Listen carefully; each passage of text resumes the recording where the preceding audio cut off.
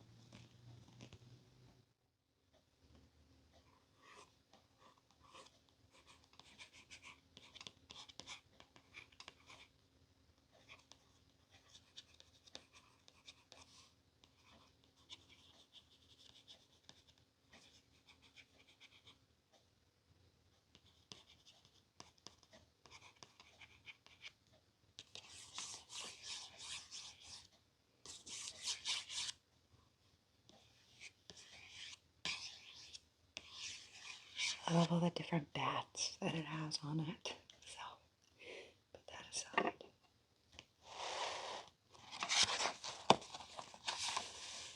I recently read this book,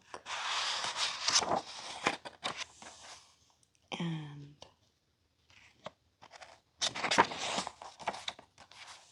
it was okay. Table of contents.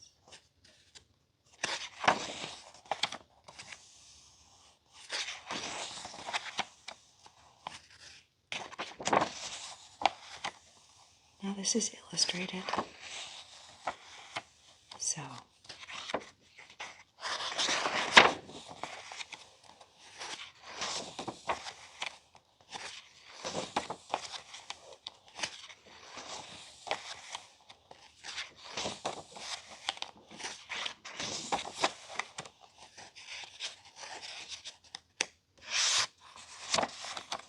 I haven't quite gotten to the illustrations yet. But I know just the sound of the pages flipping are so relaxing. Here they are.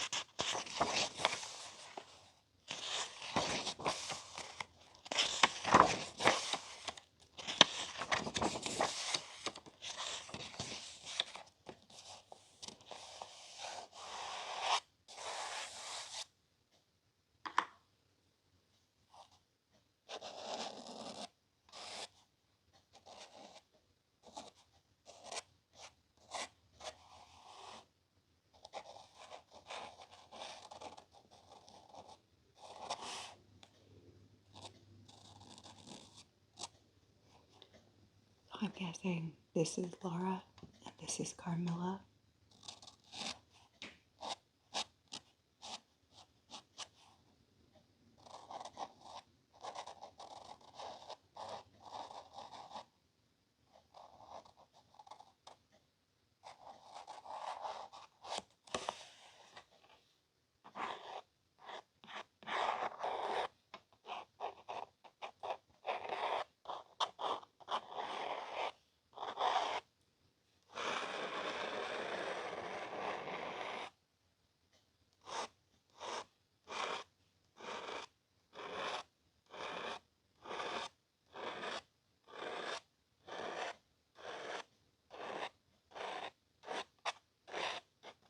Now, Laura here, which just so happens to be my name, is the main character, and the whole story is told from her perspective. Carmilla is the unexpected guest.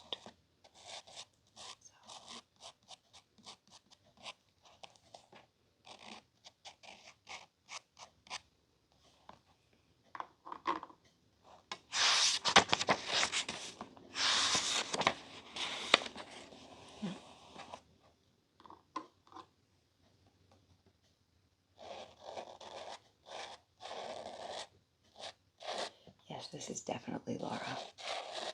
This is definitely Carmilla.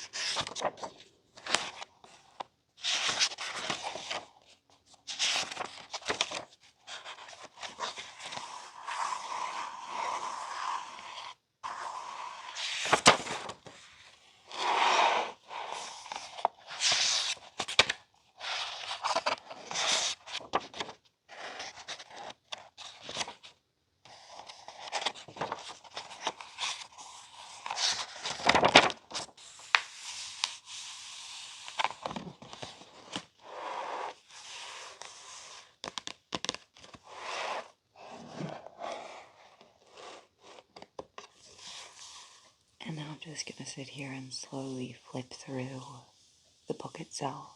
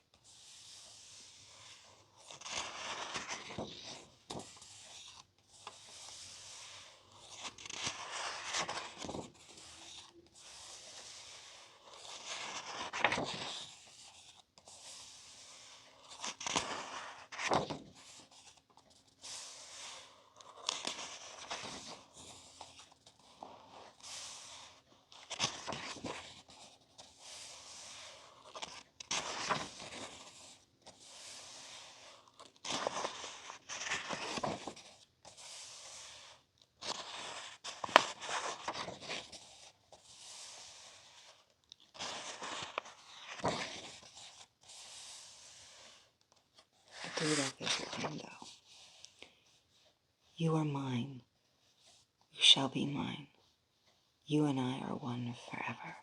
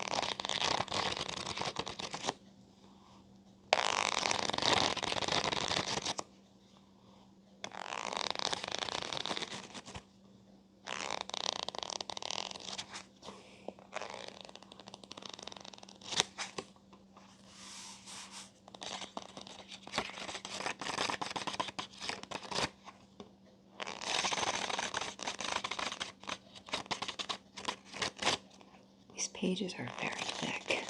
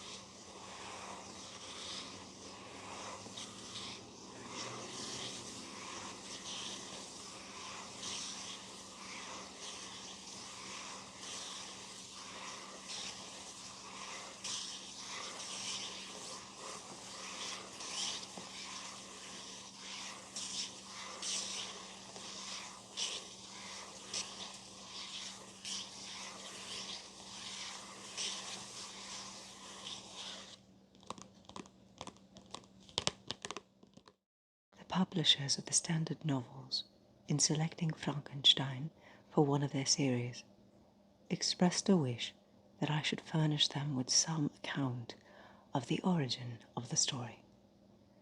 I am more willing to comply, because I shall thus give a general answer to the question so frequently asked me, how I, then a young girl, came to think of and to dilate upon so very hideous an idea. It is true that I am very averse to bringing myself forward in print, but as my account will only appear as an appendage to a former production, and as it will be confined to such topics as have connected with my authorship alone, I can scarcely accuse myself of a personal intrusion. It is not singular that, as the daughter of two persons of distinguished literary celebrity, I should very early in life have thought of writing. As a child I scribbled, and my favourite pastime during the hours given me for recreation was to write stories. Still I had a dearer pleasure than this, which was the formation of castles in the air, the indulging in waking dreams, the following up trains of thought, which had for their subject the formation of a succession of imaginary incidents. My dreams were at once more fantastic and agreeable than my writings.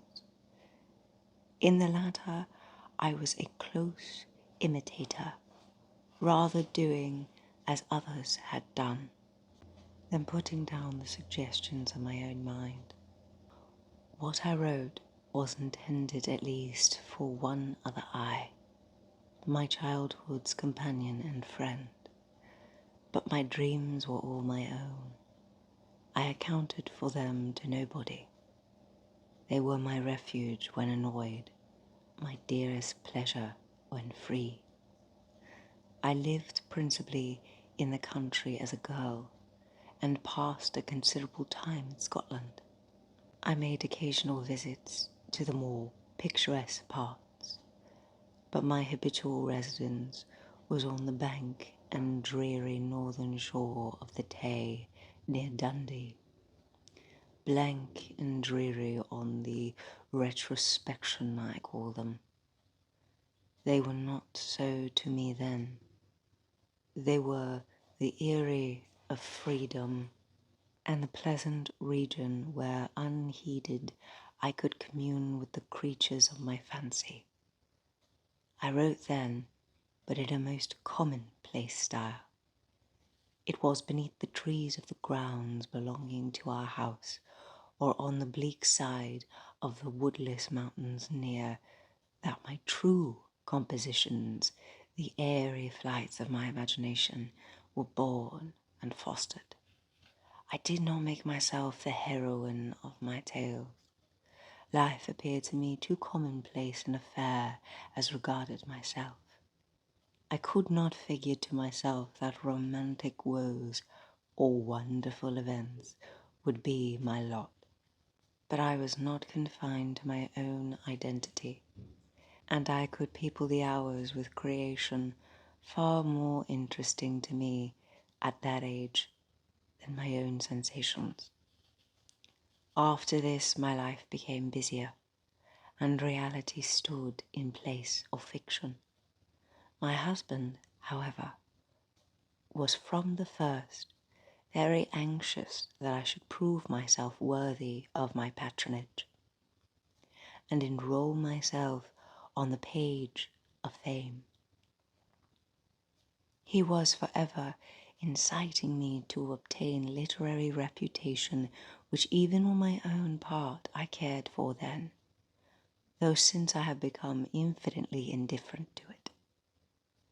At this time he desired that I should write, not so much with the idea that I could produce anything worthy of notice, but that he might himself judge how far I possessed the promise of better things hereafter. Still I did nothing. Travelling and the cares of a family occupied my time, and study in the way of reading or improving my ideas in communication with his far more cultivated mind was all of literary employment that engaged my attentions. In the summer of 1816, we visited Switzerland and became the neighbours of Lord Byron. At first we spent our pleasant hours on the lake or wandering on its shores, and Lord Byron, who was writing his third canto of Childe Harold, was the only one among us who put his thoughts on paper. These, as he brought them successfully to us, clothed in all the light and harmony of poetry, seemed to stamp as divine the glories of heaven and earth, whose influences we partook with him. But it proved a wet, ungenial summer. An incessant rain often confined us for days to the house. Some volumes of ghost stories, translated from the German into French, fell into our hands. There was the story of the inconstant lover who, when he had thought to clasp the bride to whom he had pledged his vows, found himself in the arms of the pale ghosts of her whom he had deserted. There was the tale of the sinful founder whose miserable doom it was to bestow the kiss of death on all the younger sons of his fated house, just when they reached the age of promise. His gigantic shadowy form, clothed like the ghost in Hamlet, in complete armour, but with the bever up, was seen at midnight by the moon's fitful beams to advance slowly along the gloomy avenue.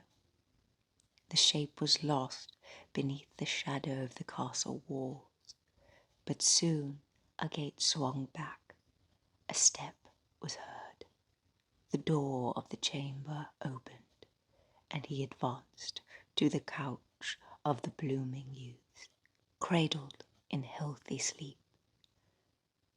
Ethereal sorrow sat upon his face as he bent down and kissed the forehead of the boys, who from the hour withered like flowers, snapped upon the stalk. I have not seen these stories since then, but their incidents are as fresh in my mind as if I had read them yesterday. "We will each write a ghost story," said Lord Byron, and his proposition was acceded to. The noble author began a tale, a fragment of which he printed at the end of his poem Mazeppa. Shelley, more apt to embody ideas and sentiments in the radiance of brilliant imagery, commenced one founded on the experience of his early life. Poor Polidori had some terrible idea about a skull-headed lady who was so punished for peeping through a keyhole. What to see I forgot. Something very shocking and wrong, of course. But when she was reduced to the worse condition than the renowned Tom of Coventry, he did not know what to do with her, and was obliged to dispatch her to the tomb of the Capulets, the only place for which she was fitted. The illustrious poets also, annoyed by the platitude of prose, speedily relinquished the uncongenial task. I busied myself to think of a story to rival those which had excited us to this task, one which would speak to the mysterious fears of our nature and awaken thrilling horror, one to make the reader dread to look around, to curdle the blood and quicken the beating of the heart. If I did not accomplish these things, my ghost story would be unworthy of its name. I thought and pondered vainly. I felt that blank incapability of invention which is the greatest misery of authorship, when dull nothing replies to our anxious invocations. Have you thought of a story? I was asked each morning, and each morning I was forced to reply with a mortifying negative. Many and long were the conversations between Lord Byron and Shelley, to which I was a devout but nearly silent listener. During one of these, various philosophical doctrines were discussed, and among others the nature of the principle of life, and whether there was any probability of its ever being discovered and communicated. They talked of the experiments of Dr. Darwin. I speak not of what the doctor really did, or said that he did, but, as more to my purpose, of what was then spoken of as having been done by him, who preserved a piece of vermicelli in a glass case, till by some extraordinary means it began to move with voluntary motion. Not thus, after all, would life be given. Perhaps a corpse would be reanimated. Galvanism had given token of such things. Perhaps the components part of a creature might be manufactured, brought together, and endued with vital warmth. Night waned upon this talk, and even the witching hour had gone by before we retired to rest. When I placed my head on my pillow, I did not sleep, nor could I be said to think. My imagination unbidden possessed and guided me, gifting the successive images that arose in my mind with a vividness far beyond the usual bounds of reverie. I saw, with shut eyes, but acute mental vision. I saw the pale student of unhallowed arts kneeling beside the thing he had put together. I saw the hideous phantasm of a man stretched out, and then, on the working of some powerful engine, showed signs of life, and stir with an uneasy half-vital motion. Frightful must it be, for supremely frightful would be the effect of any human endeavour to mock the stupendous mechanism of the Creator of the world. His success would terrify the artist. He would rush away from his odious handiwork, horror-stricken. He would hope that, left to itself, the slight spark of life which he had communicated would fade, that this thing, which he had received such imperfect animation, would subside into death matter, and he might sleep in the belief that the silence of the grave would quench forever the transient existence of the hideous corpse which he had looked upon as the cradle of life. He sleeps, but he is awakened. He opens his eyes. Behold, the horrid thing stands at his bedside, opening the curtains and looking on him with yellow, watery, but speculative eyes. I opened mine in terror. The idea so possessed my mind that a thrill of fear ran through me, and I wished to exchange the ghastly image of my fancy for the realities around. I see them still, the very room, the dark parquet, the closed shutters with the moonlight struggling through, and the sense I had that the glassy lake and white high Alps were beyond.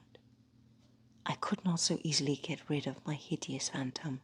Still, it haunted me. I must try to think of something else. I recurred to my ghost story, my tiresome, unlucky ghost story. Oh, if I could only contrive one which would frighten my reader as I myself had been frightened that night. Swift as light and as cheering was the idea that broke in upon me. I have found it. What terrified me will terrify others, and I need only describe the spectre which had haunted my midnight pillow. On the morrow, I announced that I had thought of a story. I began that day with the words, "It was on a dreary night of November," making only a transcript of grim terrors of my waking dream. At first, I thought but of a few pages of a short tale, but Shelley urged me to develop the idea at greater length. I certainly did not owe the suggestion of one incident, nor scarcely of one train of feeling to my husband. And yet, but for his incitement, it would never have taken the form in which it was presented. From this declaration, I must accept the preface. As far as I can recollect, it was entirely written by him. And now, once again, I bid my hideous progeny go forth and prosper. I have an affection for it was the offspring of happy days, when death and grief were but words, which found no true echo in my heart. Its several pages speak of many a walk, many a drive, and many a conversation, when I was not alone, and my companion was one who, in this world, I shall never see more. But this is for myself.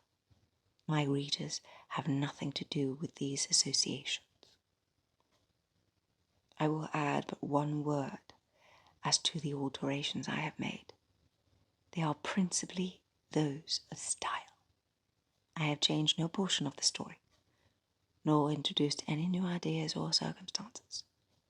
I have mended the language, where it was so bald as to interfere with the interests of the narrative, and these changes occur almost exclusively in the beginning of the first volume. Throughout, they are entirely confined to such parts as are mere adjuncts to the story, leaving the core and substance of it untouched. MWS, London, October 15th, 1831. The events on which this fiction is founded has been supposed, by Dr. Darwin and some of the physiological writers of Germany, as not of impossible occurrence. I shall not be supposed as according the remotest degree of serious faith to such an imagination, yet in assuming it as the basis of a work of fancy, I have not considered myself as merely weaving a series of supernatural terrors. The event on which the interest of the story depends is exempt from the disadvantages of a mere tale of spectres or enchantment. It was recommended by the novelty of the situations which it develops, and, however impossible as a physical fact, affords a point of view to the imagination for the delineating of human passions more comprehensive and commanding than any which the ordinary relations of existing events can yield. I have thus endeavoured to preserve the truth of the elementary principles of human nature, while I have not scrupled to innovate upon their combinations. The Iliad, the tragic poetry of Greece, Shakespeare in The Tempest and Midsummer Night's Dream, and the most especially Milton in Paradise Lost, conform to this rule, and the most humble novelist who seeks to confer or receive amusement from his labours may, without presumption, apply to prose fiction a license, or rather a rule, from the adoption of which so many exquisite combinations of human feeling have resulted in the highest specimen of poetry. The circumstances on which my story rests was suggested in casual conversation. It was commenced partly as a source of amusement, and partly as an expedient for exercising any untried resources of mind. Other motives were mingled with these as the work proceeded. I am by no means indifferent to the manner in which whatever moral tendencies exist in the sentiments or characters it contains shall affect the reader. Yet my chief concerns in this respect has been limited to the avoiding the enervating effects of the novels of the present day, and to the exhibition of the amiableness of domestic affection, and the excellence of universal virtue. The opinions which naturally spring from the character and situation of the hero are by no means to be conceived as existing always in my own conviction, nor is any inference justly to be drawn from the following pages as prejudicing any philosophical doctrine of whatever kind. It is a subject also of additional interest to the author that this story was begun in the majestic region where the scene is principally laid, and in society which cannot cease to be regretted. I passed the summer of 1816 in the environs of Geneva. The season was cold and rainy, and the evenings were crowded around by a blazing wood fire, and occasionally amused ourselves with some German stories of ghosts, which happened to fall into our hands. These tales excited in us a playful desire of imagination. Two other friends, a tale from the pen of one of whom would be far more acceptable to the public than anything I can ever hope to produce, and myself, agreed to write each a story founded on some supernatural occurrence. The weather, however, suddenly became serene, and my two friends left me on a journey among the Alps, and lost in the magnificent scenes which they present, all memory of their ghostly visions. The following tale is the only one which has been completed. Marlow, September 1817. All right, now, babes. That is it for tonight. Tonight.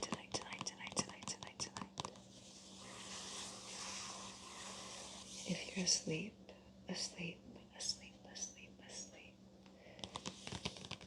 good night. And if you're not asleep, pleasant dreams.